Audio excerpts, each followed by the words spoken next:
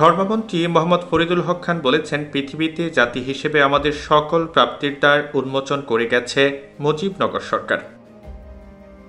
মঙ্গলবার বিকেলে রাজধানীর মালিবাগ মোড়ে বঙ্গবন্ধু ফাউন্ডেশনের সম্মেলন কক্ষে মুজিবনগর সরকারের ধারাবাহিকতায় বর্তমান সরকারের সফলতা শীর্ষক আলোচনা সভায় মন্ত্রী এই কথা বলেন। এ সময় ধর্মমন্ত্রী বলেন, ১৯৭১ সালের ১০ এপ্রিল থেকে ১৯৭২ সালের ১২ জানুয়ারি পর্যন্ত ছিল মুজিবনগর সরকারের কার্যকাল। এই সরকারের সফল নেতৃত্বে ৯ মাসের সশস্ত্র মুক্তিযুদ্ধের মাধ্যমে বাংলাদেশ স্বাধীন হয়। ১৯৭১ সালের ১০ এপ্রিল থেকে ১৯৭২ সালের ১২ জানুয়ারি পর্যন্ত ছিল মুজিবনগর সরকারের কার্যকাল।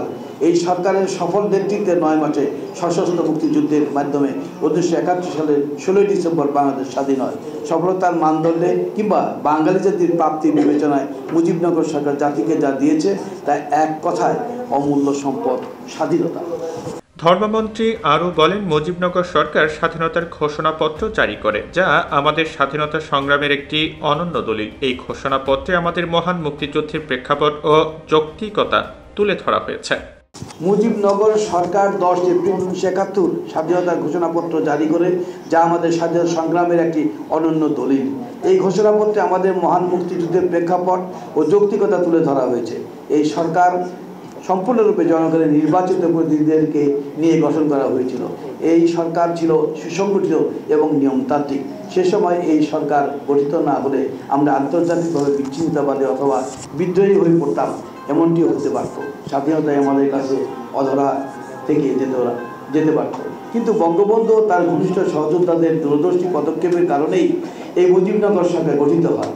মোহাম্মদ ফরিদুল হক খান বলেন, মহান স্বাধীনতার ৫৪ বছরে বাংলাদেশ স্বল্পোন্নত দেশ হতে মধ্য আয়ের দেশে পরিণত হয়েছে। মাথাপিছু আয় বেড়েছে, খাদ্যে স্বয়ংসম্পূর্ণতা অর্জন করেছে। বাংলাদেশ মহান স্বাধীনতার ৫৪ বছরের পদার্পণ করেছে। এই ৫৪ বছরে বাংলাদেশের স্বল্পোন্নত দেশ হতে মধ্য আয়ের দেশে পরিণত হয়েছে। মাথাপিছু আয় বেড়েছে, খাদ্যের স্বয়ংসম্পূর্ণতা অর্জন করেছে।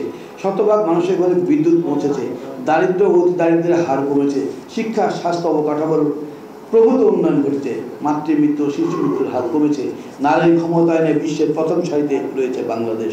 দেশের ভূমিহীন ও গৃহহীন বিশাল একটি জনগোষ্ঠীকে পুনর্বাসন করা হয়েছে।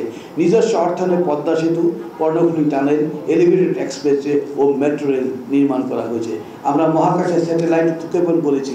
আমরা সাবমেরিনের গর্বিত মালিক হয়েছি।